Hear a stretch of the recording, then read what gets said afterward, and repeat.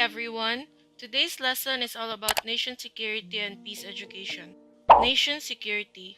Security is a national concern that every Filipino must consider to ensure peaceful existence of the state. It shall be the state's primordial concern as well as to secure its constituents. It is a condition or state of being where the Filipino people's values, way of life, institutions, welfare and well-being, sovereignty, and strategic locations are protected and enhanced. So, what are the objectives of this lesson? At the end of this lesson, we are expected to first, articulate the concept of national security and peace in the promotion of national development. Second, identify the values that must be developed and strengthened among students in the furtherance of national security and peace building. Third, manifest concrete actions in forging national security and peace in the country. Lastly, identify the importance of belonging to the National Service Reserve Corps after completing the NSTP course. The first lesson in nation security is the national security of the Philippines. The 1987 Constitution mandates the civilian control of the military and established the President as the Commander-in-Chief of the Armed Forces of the Philippines. The President also holds the National Security Council. It is the policy-making and advisory body for matters connected with national defense. The Council itself is composed of the President and at least 9 others, namely the Vice President of the Philippines, the AFP Chief of Staff, the National Security Council Director, the Executive Secretary, the Secretary of Foreign Affairs, the Secretary of National Defense, the Secretary of Interior and Local Government, the Secretary of Justice, and the Secretary of Labor and Employment. Responsibility for national security was vested in the Department of National Defense. The principal functions of the department in 1991 were to defend the state against internal and external threats and through the Philippine National Police to maintain law and order. The Secretary of National Defense, by law a civilian, was charged with advising the President on defense matters and developing defense policies. In 2002, President Gloria Macapagal Arroyo won crucial backing from her cabinet and the Congress for the deployment of U.S. soldiers in the country as part of the war on terrorism. 7 fundamental elements of nation security. There are 7 fundamental elements that lie at the core of and therefore further amplify our definition of national security. At the same time, they constitute the most important challenges we face as a nation and people. First, social-political stability. The government and the people must engage in nation building under the rule of law, constitutional democracy, and the full respect for human rights. Second, territorial integrity. We must ensure the permanent inviolability of our national territory and its effective control by the government and the state. This includes the preservation of our country's exclusive economic zone or EEZ and its protection from illegal incursions and resource exploitation. Third, economic solidarity and strength. We must vigorously pursue a free market economy through responsible entrepreneurship based on social conscience, respect for the dignity of labor, and concern for the public interest. Fourth, ecological balance. National survival rests upon the effective conservation of our natural environment in the face of industrial and agricultural expansion and population growth. Fifth, cultural cohesiveness. Our lives as a people must be ruled by a common set of values and beliefs grounded on high moral and ethical standards, drawn from our heritage and embodying a Filipino standard, drawn from our heritage and embodying a Filipino identity transcending religious, ethnic, and linguistic differences. 6. Moral spiritual consensus. We must be propelled by a national vision inspired and manifested in our words and deeds by patriotism, national pride, and the advancement of national goals and objectives. 7th, external peace. We must pursue constructive and cordial relations with all nations and peoples, even as our nation itself must chart an independent course free from external control, interference, or threat of aggression. Threats to national security. What is national security? National security is the safekeeping of the nation as a whole. Its highest order of business is the protection of the nation and its people from attack and other external dangers by maintaining armed forces and guarding state secrets. What is a threat? A threat is a statement of an intention to inflict pain, injury, damage, or other hostile action on someone in retribution for something done or not done. Many security threats to the Philippines are non-military in nature. Pressing security concerns like terrorism, poverty, and environmental degradation needs to be addressed in an informed and intelligent manner. Types of threats. There are 6 common types of threats that undermine security. These are rebellion or insurrection, terrorism, murder, kidnapping and serious illegal detention, hijacking or highway robbery, and crimes involving destruction. Rebellion or insurrection. A refusal of obedience or order. It may, therefore, be seen as encompassing a range of behaviors from civil disobedience and mass nonviolent resistance to violence and organized attempts to destroy an established authority, such as the government. Terrorism. The systematic use of terror, especially as a means of coercion. Common definitions of terrorism refer only to those violent acts which are intended to create fear or terror, are perpetrated for an ideological goal, and deliberately target or disregard the safety of non-combatants or civilians. Murder. As defined in most countries, it is the unlawful killing of another human being with intent or malice afterthought, and generally, this state of mind distinguishes murder from other forms of homicide. Kidnapping and serious illegal detention. The taking away or transportation of a person against the person's will, usually to hold a person in false imprisonment, a confinement without legal authority. This may be done for ransom, or in furtherance of another crime, or in connection with a child custody dispute. Hijacking or highway robbery. The crime of taking or attempting to take something of value by force or threat of force, and or by putting the victim in fear. In common law, robbery is defined as taking the property of another with the intent to permanently deprive the person of that property by means of force or fear. Crimes involving destruction. It may apply either as a measurable degree of damage up to and including a state beyond use or repair, or it may indicate a state wherein such damage is occurring and continuing. Examples would be self-destructive behaviors, suicide, and demolition. There are 2 kinds of threats: internal threats and external threats. Internal threats. These are threats that exist within the jurisdiction of the country. In its internal aspect, national security relates to the defense of the nation's government against hostile local elements seeking its replacement with their own government.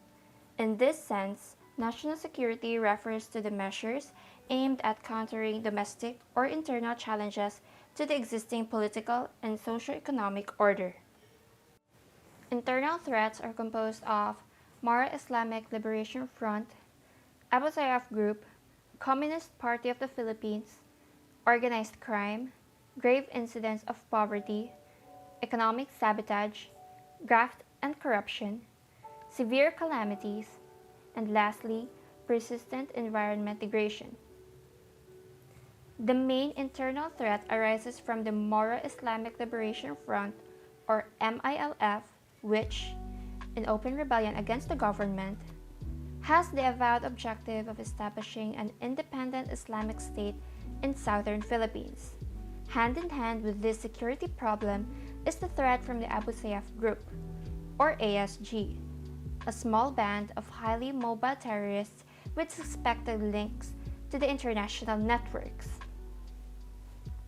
Communist Party of the Philippines, New People's Army, and National Democratic Front.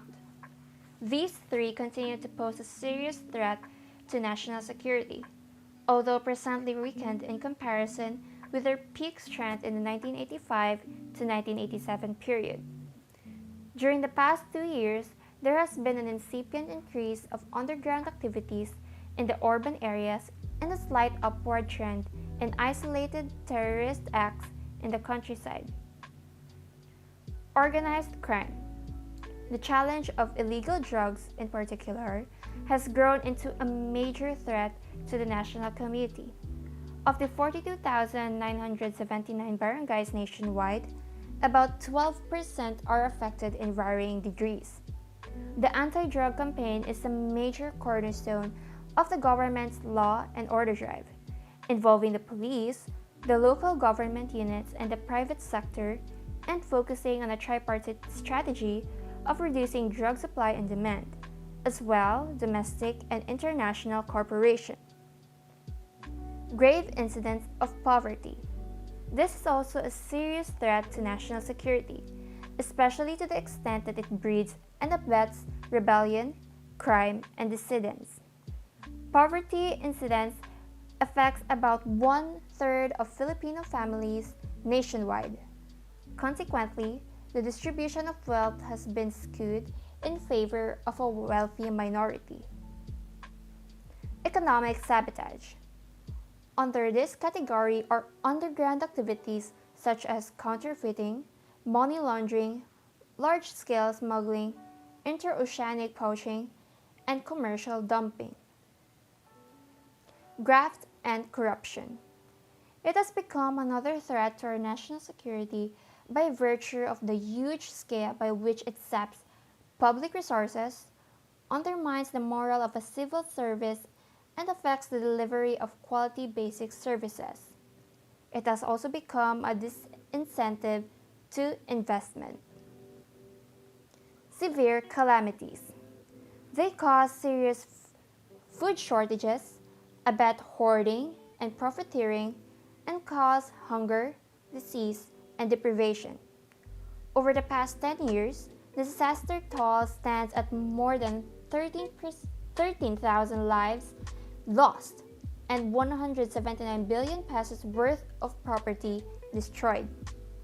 The National Disaster Coordinating Center, or NDCC, ensures the focused, coordinated, and systematic application of government and private manpower and resources to the task of disaster mitigation and community rehabilitation and reconstruction. Persistent environment degradation. This poses a long-term security threat. The attrition of forests and watersheds, air, land, water pollution, and the proliferation of toxic substances are a cause of sickness, death, and diminution of national productivity and well-being. The second type of threat is the external threats. These are actions and positions against our national security, which is a state or condition where our most cherished values and beliefs, our democratic way of life, our institutions of governance, and our unity, welfare, and well-being as a nation and people are permanently protected and continuously enhanced. In its external aspects, national security is concerned with safeguarding the state against outside or foreign forces, pressures, or influence designed to conquer it or undermine its sovereignty, or placing under the domination or control of some foreign state or states. In this sense, national security embraces the defense arrangements directed at ensuring the safety of the state against foreign intervention or domination. I will give a few examples. The first example is the multilateral dispute over the Spratly Islands. This is a source of intermittent tensions owing to the buildup of structures believed to be military oriented by some claimant countries in the area. Another is smuggling of firearms and contraband, illegal immigration, and the occasional movement of foreign terrorists through the porous borders of our southwestern frontier. Philippine law enforcement agencies work closely with international police organizations bilaterally, multilaterally to check these activities. Another is the lingering effects of the currency crisis affecting the countries within the Association of Southeast Asian Countries, or ASEAN. These are causes of regional anxieties, which tend to aggravate political instabilities and socio-economic dislocations involving the poorest of people. The next up is serious economic disparity between rich and poor nations. This keeps the world in a state of instability and virtually on the brink of war in many places. Local or regional shortages of fresh water, arable land, food, fisheries, and energy are already causing tensions. Next up is the ethnic, religious, and cultural conflict. This pervades many regions and nations, including our own. It is constantly exacerbated by mass poverty, limited access to resources, denial of human rights, lack of national integration, and international issues. Another example is the proliferation of weapons of mass destruction. This is a threat to global security. Nuclear materials and technologies are more accessible now than at any other time in history. The relative ease of production of both chemical and biological weapons has made these attractive to terrorists. Next is transnational organized crime. This has proliferated in the era of globalization. The International Monetary Fund estimates that global drug trafficking now accounts for 2% of the world economy, excluding illicit capital flight and money laundering activity. These are links among drug trafficking, terrorism, smuggling of illegal aliens, massive financial and bank fraud, arms smuggling, and political corruption.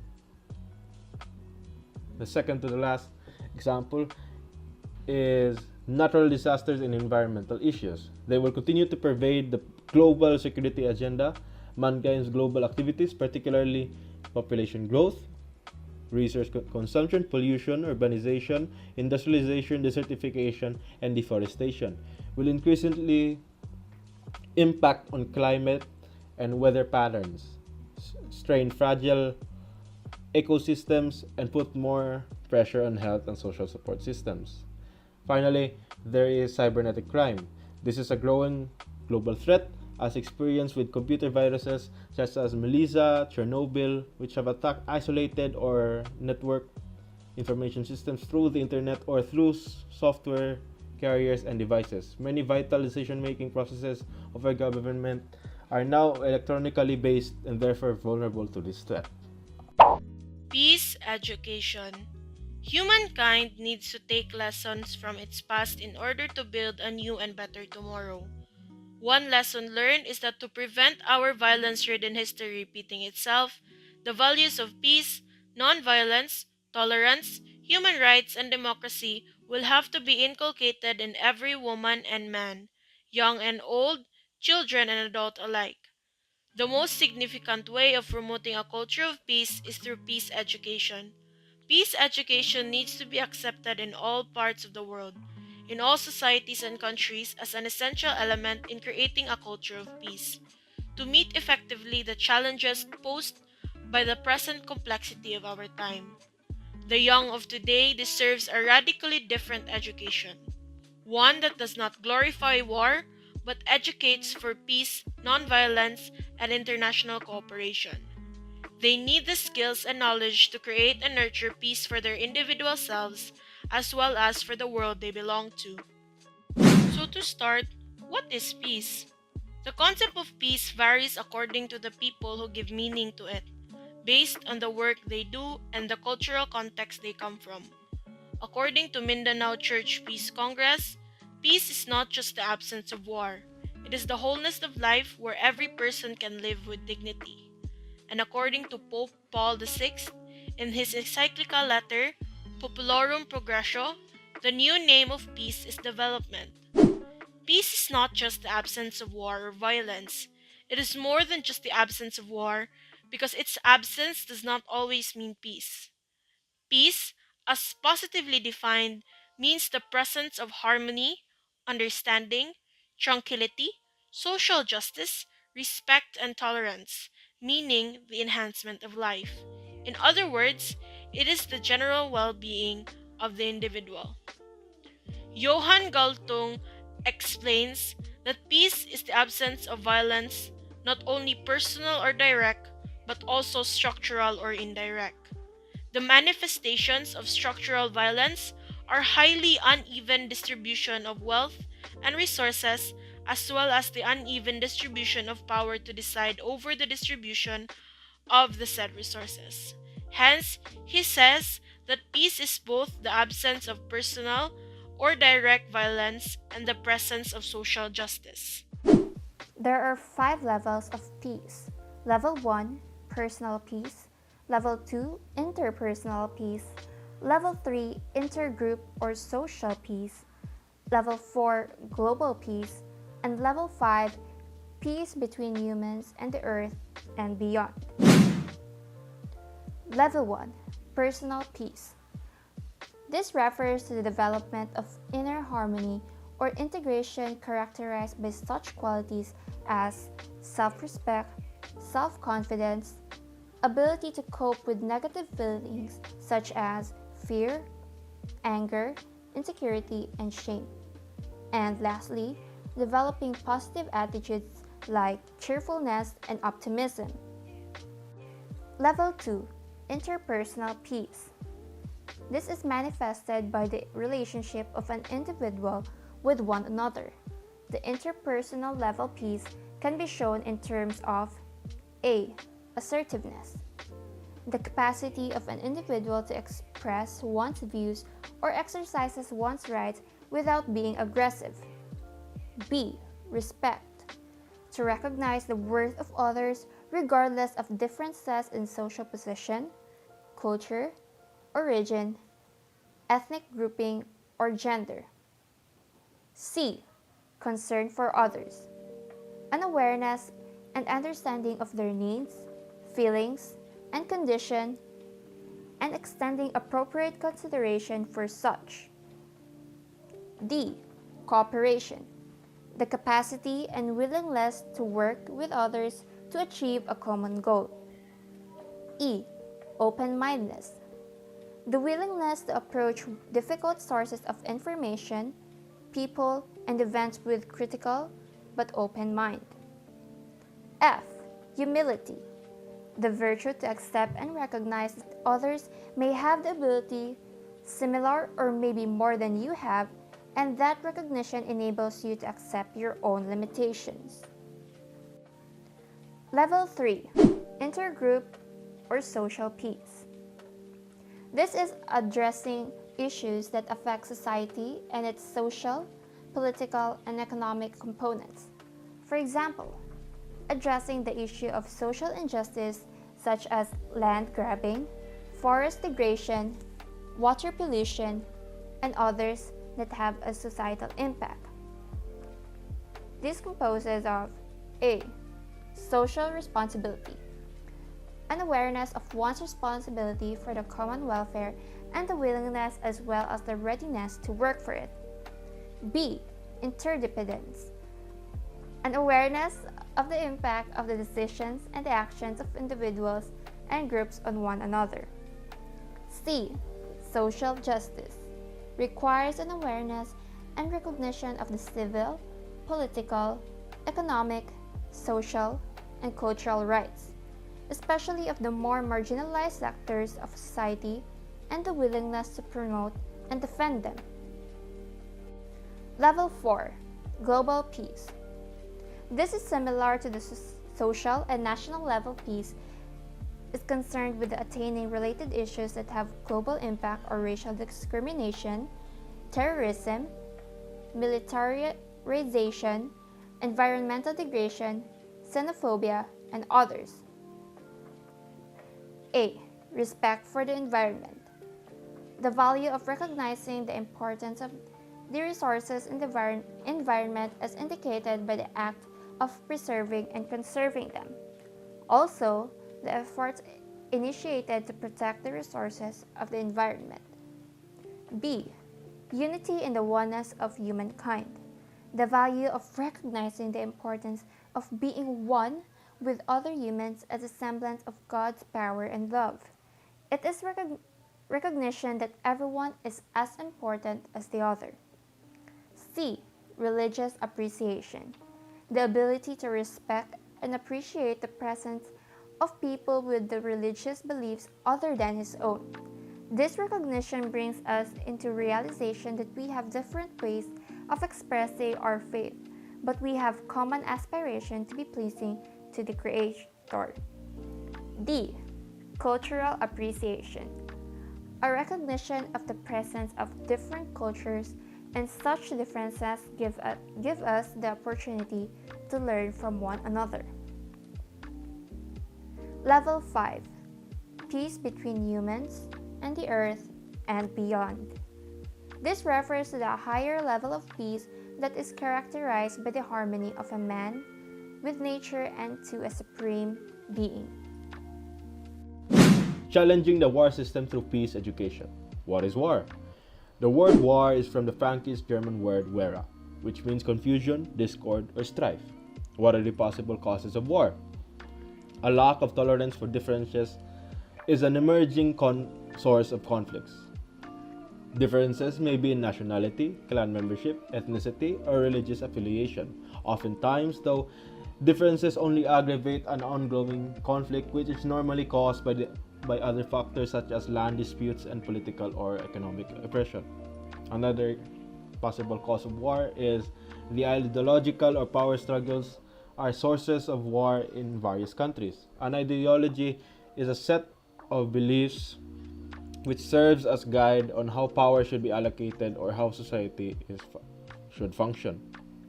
Conflicts can also be caused by competition for resources, extreme abuse of human rights, desire of leaders to stay in power, narrow or extreme nationalism, and sympathy for kin across borders. The effects of war. The most horrible effect of war is death. According to WHO, in 2002, reports that one person died every 100 seconds each day as a result of armed violence. The Penguin Atlas of War and Peace in 2003 indicates that approximately 75% of those killed in wars today are civilians or non-combatants. Other resources estimate civilian deaths to be even higher, as many as 90% casualties. Wars also result in commitment of atrocities, which are acts that go beyond what is tolerable because of the commonly held notion that in war anything goes. Massacres, torture, disappearances, sexual violence including rape, executions, assassinations, bombing, burning, and kidnapping. These are examples of these atrocious acts. Wars cause people to flee their homes. It also causes weapons to proliferate. The total number of identified nuclear weapons in the world is 26,000, 12,000 of which are actively deployed with 9 known countries in possession. Peace, education, and the war system. The United Nations Educational, Scientific, and Cultural Organization, or UNESCO, preamble states that if wars begin in the minds of men, then it is in the minds of men that the defenses of peace must be constructed. Peace education is one concrete pathway to challenge war. Peace education can help challenge thoughts that the world is divided into good guys and bad guys, and that winning over the bad guys is the way to go.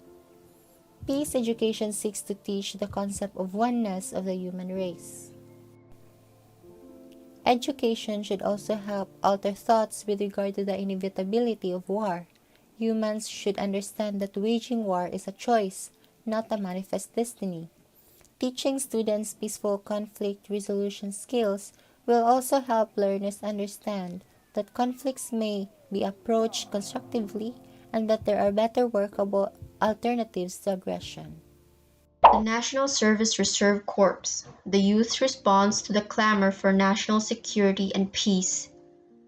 Every student who has completed the National Service Training Program, which is a requisite for graduation, as stipulated under Republic Act number known as the National Training Service Program or NSTP Act of 2001, expectedly known the provision which states as Section 11.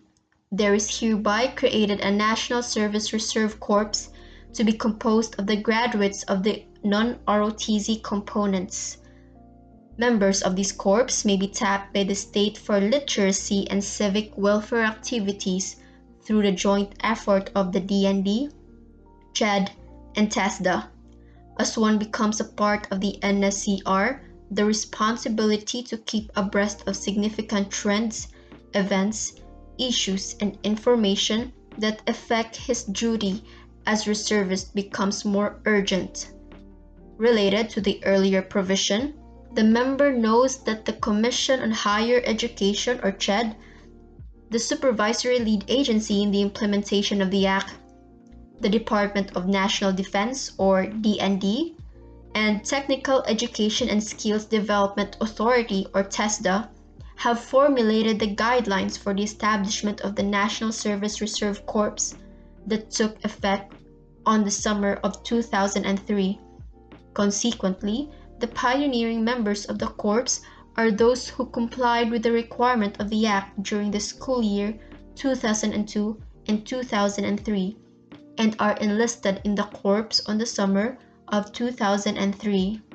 The mission of the National Reserve Corps is to provide a trained and motivated manpower pool that can be tapped by the state for civic welfare, literacy, and other similar endeavors in the service of the nation.